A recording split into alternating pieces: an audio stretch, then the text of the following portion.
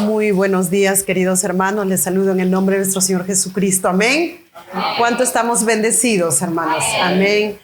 Mi nombre es Madeleine Muñoz Obispo. Vengo del país del Perú, de la ciudad de Lima.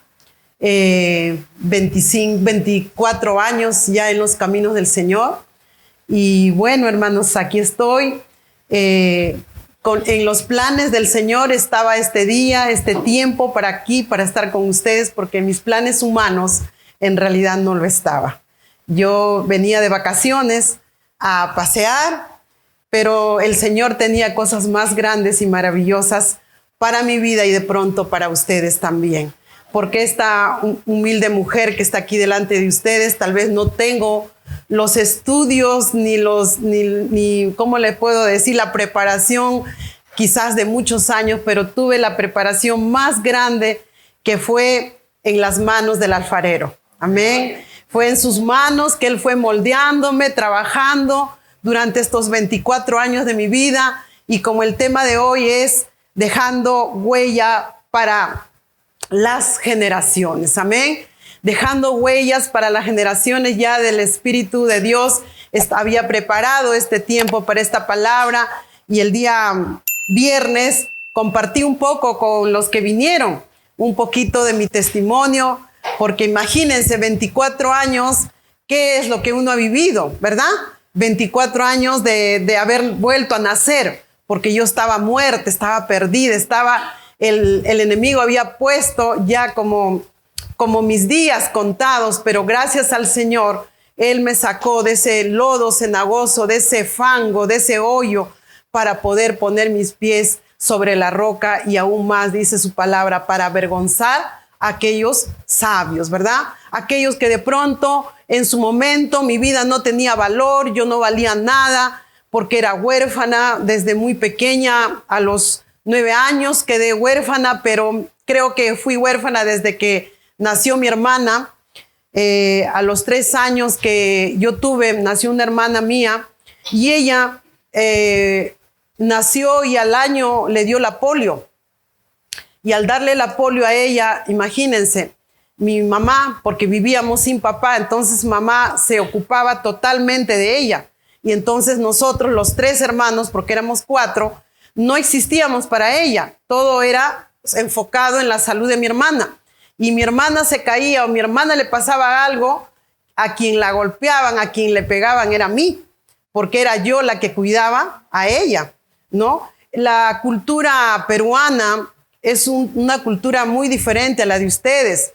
Y yo me maravillo mucho en que ustedes en realidad tienen algo muy hermoso, que ahora he aprendido la palabra chinear. Para mí no existía en mi vocabulario, ¿no? Pero en Perú decimos engreír, ¿no? En Perú decimos engreír, engríen a los hijos, dicen, ¿no? Pero acá creo que significa otra cosa, ¿no? O no sé, o es lo mismo, no lo sé.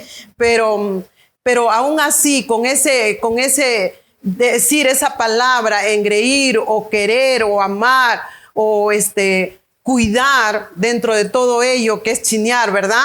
Es tratar, proteger. Eso yo no lo tuve desde mi infancia, desde que yo tenía 3, 4 años. Yo lo que supe de una madre es golpes, y un padre que abandonó a mamá. Él trabajaba en una mina. Por cierto, yo nací en las cumbres, en las nevadas, donde todo es nevada, hielo total. Nací en ese lugar, y ahí papá es minero, porque en Perú mucha mina, tenemos muchos lugares. Entonces mi papá trabajaba ahí, y luego creo que hace muy poco hablaba con mi hermano Mamá y papá se pelearon mi mamá se fue con nosotros y papá se quedó en la mina. Entonces, imagínense, yo crecí sin la imagen paterna, con una madre que me había herido en su ignorancia, ¿no? Entonces, crecí muy herida, muy lastimada desde muy pequeña. Y luego, a los 9 años, ella muere. Imagínense. Muere, papá viene, se hace cargo de nosotros, pero solo un año. Al año, papá conoce a una persona y se lleva a mi hermana, la que tenía cojeaba, su piecito se la lleva. A mí me quiso llevar, pero yo desde ahí creo que fui valiente, no lo sé, porque le dije, no, yo no voy. No, imagínense esa edad, tenía 11 añitos, 10 añitos creo, 10 para ahí, 10 y medio.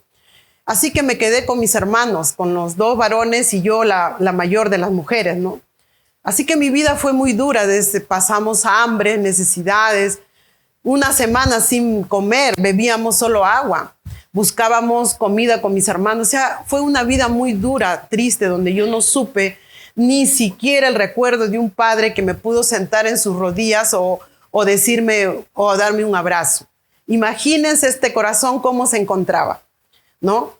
Y luego, ahora que estábamos adorando al Señor, el Señor me hizo recordar una imagen donde el papá, porque eso no lo conté el otro día, el papá de mi papá, su hermano, uno de los hermanos de mi papá, porque papá viene de una historia muy grande, por eso dice dejando huellas sobre las generaciones, ¿verdad? Entonces, mire, cuando usted empieza a ver su historia, bueno, ¿no? Empieza a ver, mire las generaciones de atrás, cómo vienen, ¿no? Entonces, papá venía de una generación muy dura, también huérfano. Mi papá tiene como 15 hermanos y de una cultura pues mucho más indígena, donde peor, no se sabía expresar. Entonces, yo no había entendido eso después con el correr de los años, ¿verdad?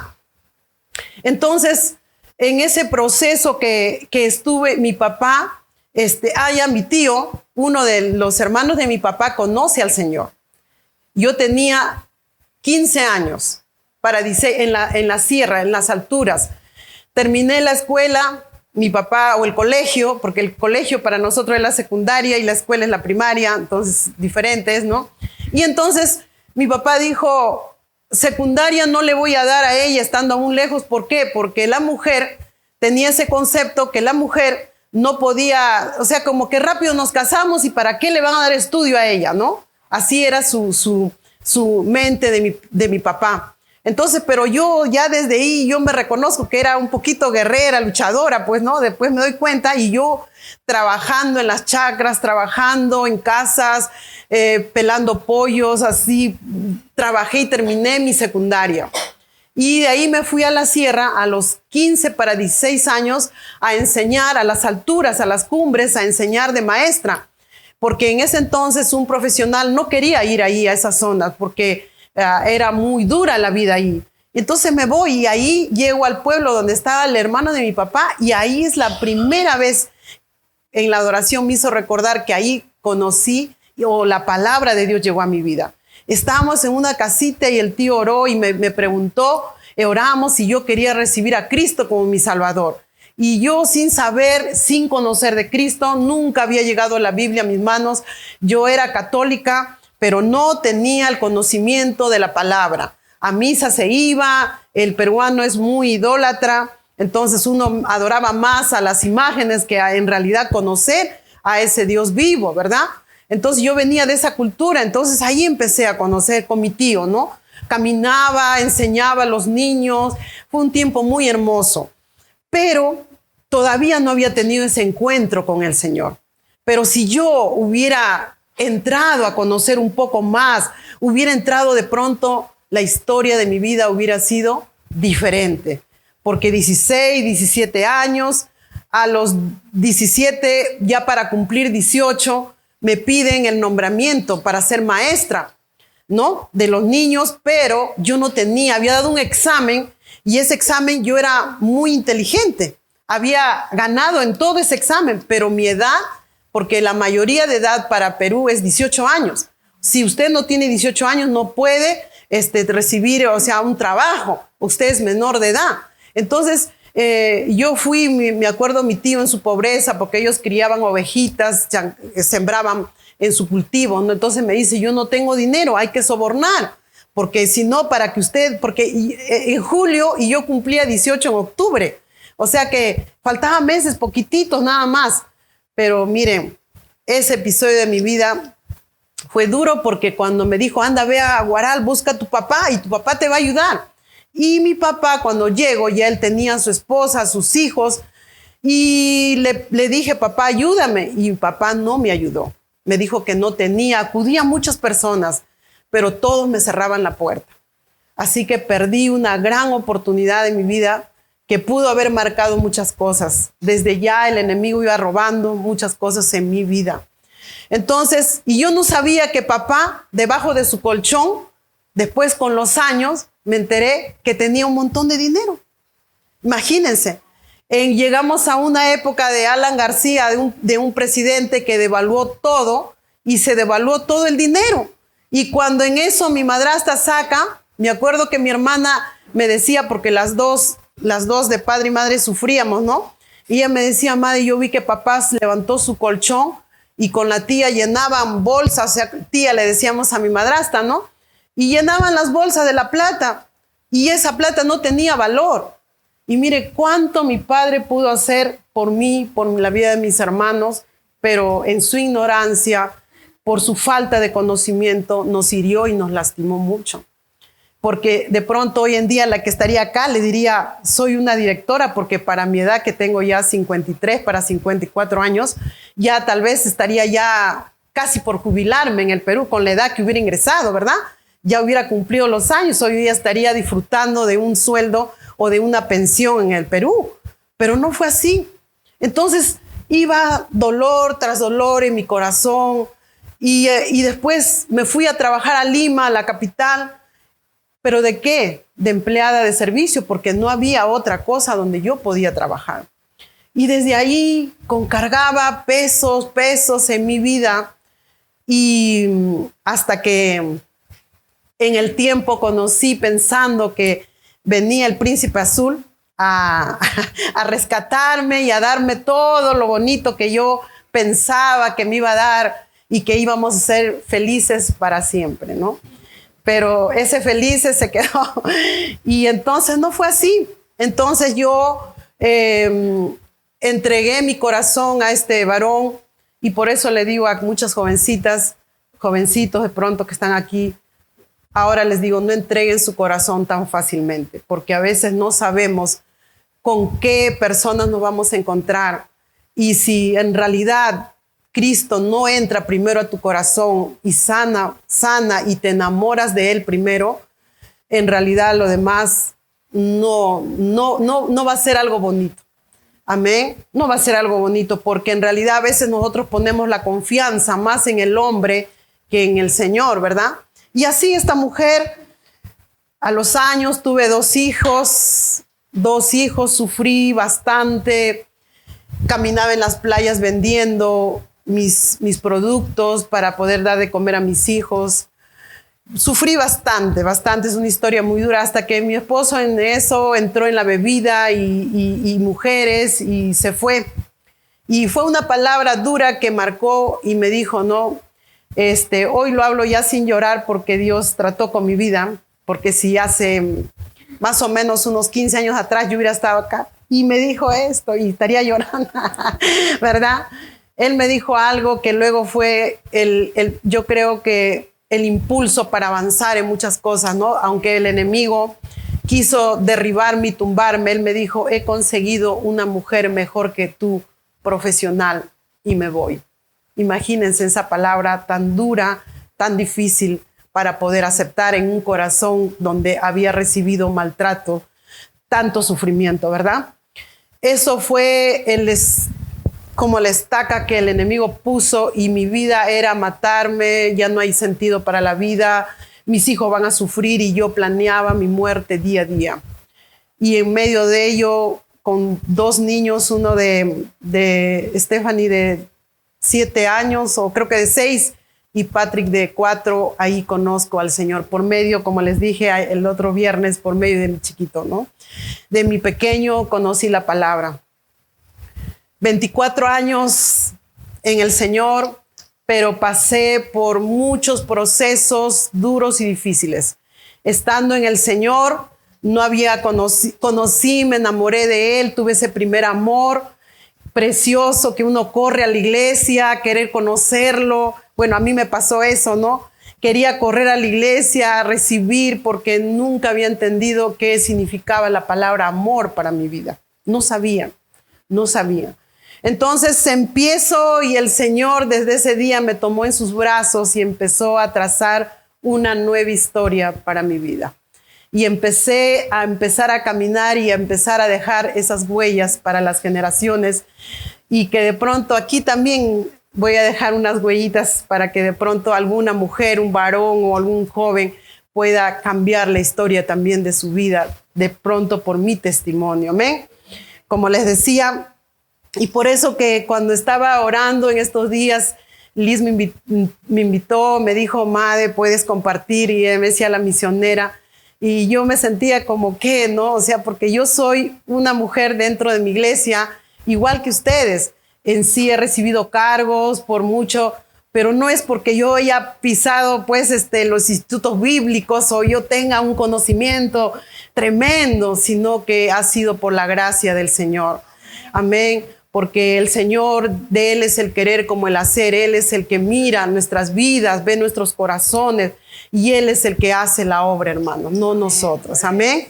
Entonces, así, por ese motivo, hoy me encuentro aquí delante de ustedes, ¿no? Compartiendo este proceso de mi vida. Las huellas son la señal y el testimonio del lugar donde estuvimos, ¿verdad? Ustedes recordarán, muchos, yo estoy hablando de mí, pero ustedes también de pronto se acuerdan cómo y llegaron a los caminos del Señor. ¿Qué es lo que los trajo aquí? ¿Verdad? Ustedes los alabamos al Señor, que ya desde el vientre de nuestra madre ya estábamos separados, escogidos. O sea, el que está aquí usted no es casualidad, no es porque en fin yo no tengo nada que hacer afuera, no, porque Dios ya lo había escogido, lo escogió desde el vientre de su madre y tiene un propósito grande en tu vida. No es para que estemos de pronto solamente para recibir, sino también para dar.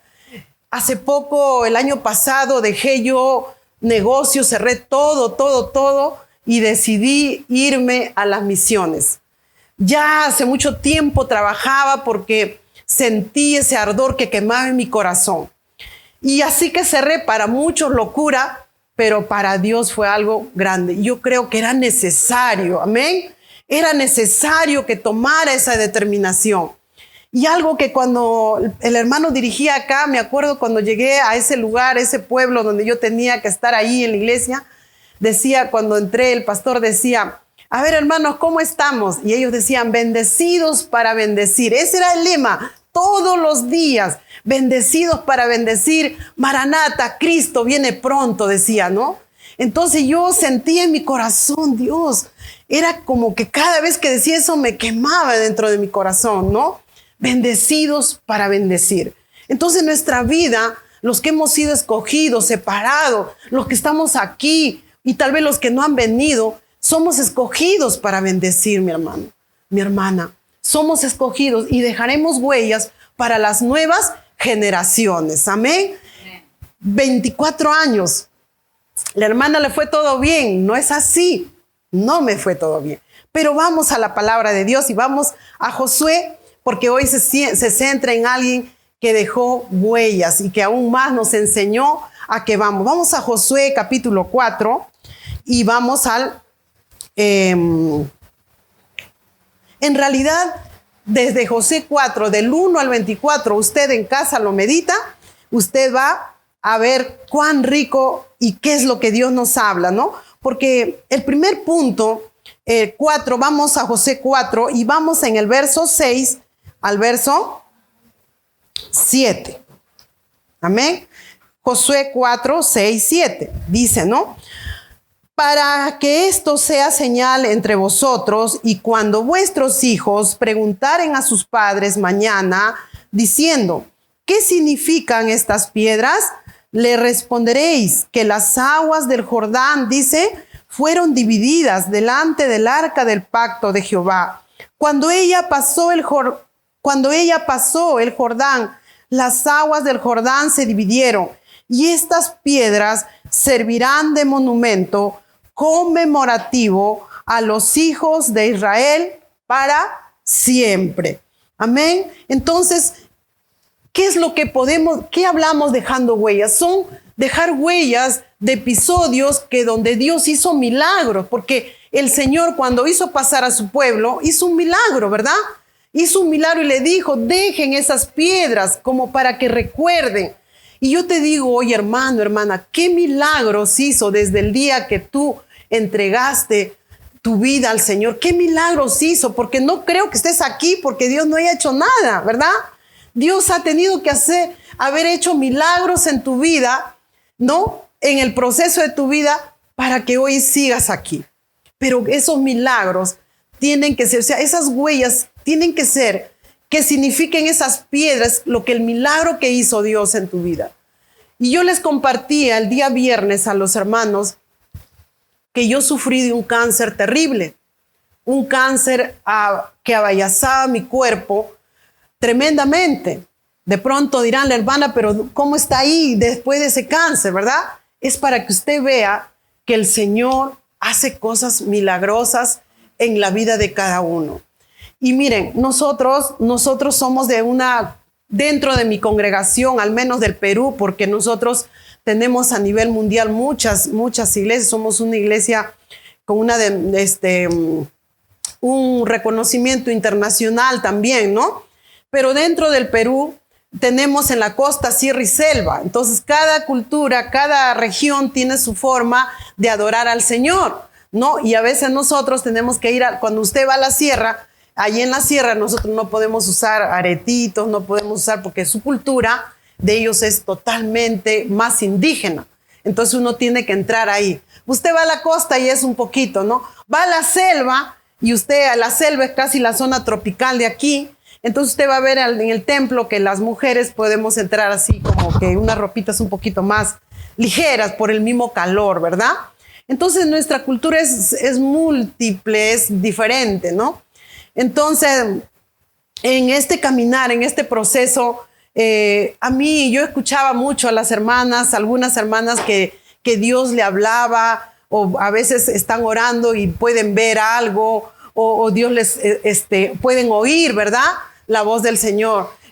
Honestamente, la verdad, la que está aquí delante de usted, le puede decir que yo no he tenido experiencias que Dios me haya hablado en una fila de un hospital cuando estaba ahí haciendo cola, ¿no? Y entraba una voz en mi corazón y me quebraba y como que me decía, muévete a esta fila de acá, ¿no? Algo así. Entonces yo a veces no podía entenderlo porque yo estaba en un proceso en mi vida, ¿no? Entonces así fue ese proceso conmigo. Pero hay algo, hermanos, que sí me movió y que cambió y transformó mi vida, es esta poderosa palabra. Amén. Fue la palabra lo que más fue lo que reveló, así como para mi vida en obediencia. Yo aprendí desde mi primer caminar, desde que era bebé en los caminos del Señor, obedeciendo la palabra. Yo me apropiaba de esas palabras y creía y le declaraba y me aferraba. Ese fue mi caminar en el Señor. Amén. Entonces, cuando entramos en la vida cristiana, cuando ya llegamos a los caminos del Señor, Dios también hace algo. Dios levanta y engrandece a los líderes, ¿verdad? Dios engrandece a sus líderes. Él es mediante el proceso de su caminar. Usted dirá, hermana, pero no tiene estudios, pero el Señor es el que engrandece al que obedece su palabra. Es el que engrandece, no somos nosotros. Él es el que hace la obra, pero cuando tú decides obedecerlo. Y por eso en Josué 4:14 dice, ¿no? En la palabra, en aquel día Jehová engrandeció a José a los ojos de todo Israel y le temieron como habían temido a Moisés todos los días de su vida. O sea, lo mismo, mire lo que hizo con Moisés, también hizo con Josué. Y así lo hizo en mi vida personal. Pero Josué obedeció, se esforzó bajo lo que Dios le había dado a él. Él se esforzó. Y por eso en el capítulo 1, verso de Josué, capítulo 1, dice, en el verso 6, dice, esfuérzate y sé valiente, porque tú repartirás a este pueblo por heredad la tierra de la cual juré a sus padres que le darías a ellos. El 7 dice, solamente esfuérzate y sé muy valiente para cuidar de hacer conforme a toda la ley de mi siervo Moisés. Te mando, no te apartes de ella ni a derecha ni a siniestra, para que seas prosperado en todas las cosas que emprendas. El 8 dice, nunca se apartará de tu boca este libro de la ley, sino que de día y de noche meditarás en él, para que guardes y hagas conforme a todo lo que en él está escrito, porque entonces harás prosperar tu camino y todo te saldrá bien. Y otra vuelta en el 9 nos dice, mira que te mando que te esfuerces y seas valiente, no temas ni desmayes, porque Jehová tu Dios estará contigo a donde tú quieras que vayas. ¿Qué nos pide el Señor? Esfuérzate, sé valiente, no temas ni desmayes, esfuérzate. Entonces, a mí me tocaba esforzarme en el camino, esforzarme en poder cada día escudriñar su palabra, pasar tiempo y que la presencia de Dios esté en mi vida de una manera constante. Ahora, yo no les voy a decir que yo he sido una mujer que todos los días he estado. Ha habido tiempos muy duros y muy difíciles que a veces no he entendido y a veces hasta no he tenido ni ganas ni de orar ni de leer su palabra. Ha habido momentos así en mi vida. No es que todo ha sido perfecto. Ha habido tiempos que ya ni las fuerzas me daban. Y fueron los tiempos donde yo empecé con los males de esta enfermedad del cáncer. A mí me dio cáncer a la tiroides. Ese fue el mal más fuerte que me dio a mí, donde llegué a la sala de un hospital en donde solamente están todos los enfermos de cáncer, donde ya usted está desahuciado, donde ya no hay esperanza. Con dos pequeños, como les decía el otro día, ¿no? Cristiana, pero que no había perdonado en mi corazón. ¿Cuántas veces, hermanos? Muchas veces estamos en los caminos del Señor, pero no hemos llegado a un perdón total en nuestros corazones. Esta mujer que Dios había usado ya en la sierra, que ha minado, había tenido una célula en casa con niños, había hecho muchas cosas en ese proceso, más o menos de 8 años de haber llegado a los caminos del Señor. Ahora comprendo, hermanos, que nuestra vida va a ser pulida, trabajada, porque día a día el cristiano tiene que ir transformando, sacando todavía cosas y todavía seguirá sacando de mí muchas cosas que todavía están en mi vida y en mis cosas, ¿verdad? Amén. O sea, vamos a tener que esperar hasta la llegada, hasta ir a la presencia de Dios. Nuestra vida va a tener que ser transformada. Vamos a ser pasados por ese fuego para que pueda salir ese oro hermoso que el Señor quiere que a donde vayamos podamos brillar. Amén. Entonces, en ese proceso del hospital, yo estaba al borde de la muerte, con heridas profundas. ¿Por qué? Porque yo conocí a Cristo. Él me salvó, me sacó, me rescató. Pero yo todavía, así como decía Liz, tenía esos grilletes en mis pies porque no había perdonado. Para mí la palabra perdón era de la boca para afuera. La palabra perdón era simplemente que yo oraba, Señor, yo lo perdono, Señor, sí, pero no lo había hecho de lo más profundo de mi corazón. No había, porque había esa raíz todavía de amargura, de resentimiento. ¿Y sobre quiénes? Sobre mi madre, mi padre, sobre ese proceso desde los 3 hasta la edad, porque yo tuve a mi primera hija a los 23 años y más o menos a los 27 o 28 años es donde yo conozco, 29 años al Señor. Entonces, en ese proceso había pasado muchas cosas. Ahora que conversábamos el otro día con Liz, me decía que aquí el abuso es algo que nombran como que algo que le tocan, así, ¿verdad? Que alguien puede tocar a una niña o mirarla o hacerle. En el Perú no es así. El abuso es ¿por qué? Porque ya fue todo. O sea, el abuso fue todo. Y eso es lo que muchas niñas, muchas personas en el Perú han pasado. O sea, si en Perú a usted le dice, esa niña fue abusada es porque fue violada, ¿no? Entonces es así, yo pasé ese tipo de cosas en ese proceso. Había mucho dolor en mi corazón. Y entonces tenía que el Señor empezar a trabajar para que yo empiece a dejar esas huellas en la vida de mis hijos, en mi generación, y aún más la generación que viene, mis nietos, mis bisnietos y tataranietos, para que esa generación pueda contar que hubo una mujer que vivió muchos episodios de su vida, pero que Cristo fue transformando y cambiando y renovando mi corazón, para que venga una nueva generación, una generación que pueda ver los milagros de Dios que hizo en mi vida y que hizo no solamente en mi vida, también en la vida de mis hijos. Porque cuando entramos a los caminos del Señor, toda nuestra familia entra, basta que sea uno que conozca la palabra del Señor. Ese hogar es un hogar bendecido, aun cuando los hijos o el esposo, aunque estén fuera, porque tú estás ahí como esa antorcha, como ese fuego buscando del Señor. Y donde estás tú está la presencia de Dios, hermano. Por eso decía cuando cantábamos que esos muros se caen. ¿Cuántos muros en tu vida o en tu familia todavía falta que caigan? En la vida, no es que en mi vida mis hijos estén alabando, adorando, tengo luchas también igual que ustedes. Tengo esas dificultades. Pero yo tengo mi confianza que el Señor en su tiempo hará cosas grandes, porque mi generación es bendita en el nombre del Señor. Amén. Entonces, hermano, ¿por qué hablamos de dejar esas huellas? Mis hijos han sido testimonio vivo.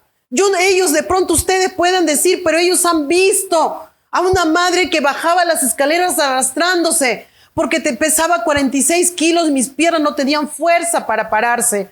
Y me veían con un bulto, pero también veían a una mujer herida, amargada, resentida, llena de dolor.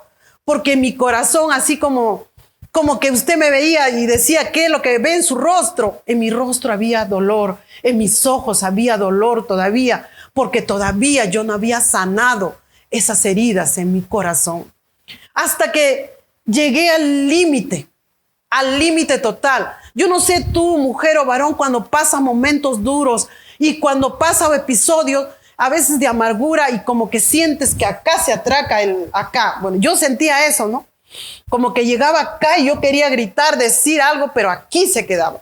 Y aquí se quedó el mal que yo cargué por varios años, donde los médicos no entendían.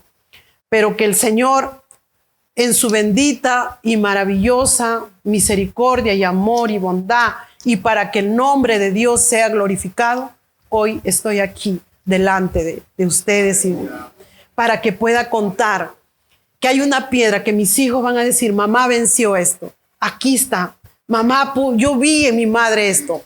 De pronto hoy a mí me encantaría oírlos, pero llegará el día, llegará el momento donde ellos contarán la historia por donde yo pasé por ese río, que pasé y que la presencia de Dios estaba delante de mí. Y Egipto quedó atrás. Amén. Egipto quedó atrás, atrás quedaron la esclavitud, atrás quedaron la vida de huérfana, atrás quedaron la mujer borracha, la mujer asesina, atrás quedó todo lo que el enemigo había planeado para mi vida. Pero los planes del Señor eran mucho más grandes. Amén. Así que esa noche, yo no sé si usted lo pudo entender, pero cuando ese médico me visita a las más o menos 8, 9, porque había un reloj en el hospital, me visita a la cama y como yo les puedo decir, yo los puedo hasta dibujar su rostro de ese médico que entró a la cama del hospital. Yo ya no sé cómo era mi rostro, no sé, pero yo creo que de una persona que va muriendo, su rostro es triste, ¿verdad? Yo lo he podido ver luego con el pasar del tiempo. Pero llega este médico y se sienta al borde de mi cama y me dice que usted sabe que está comprobado que el cáncer da por falta de perdón, me dijo. Y a mí me entró como algo tremendo a mi corazón. Y yo como que decía, yo he perdonado a todos, quería decirle, pero no podía hablar, estaba dentro de mí, no podía decir. Y él me dijo, te dejo una lista para que hagas el día de hoy, esta noche, a quienes tienes que perdonar y pedir perdón. Y cuando me dijo, solo las lágrimas podían salir de mí. Hermanos, el que visitó fue el Señor, la habitación.